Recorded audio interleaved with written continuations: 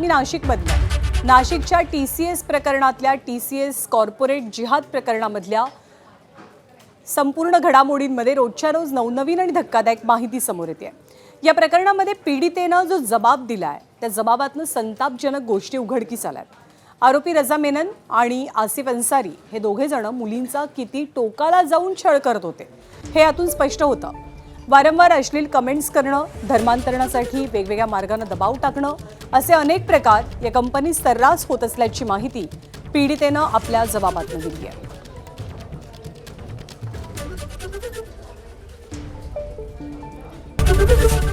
ABP माझा, उघडा डोळे बघा नीट।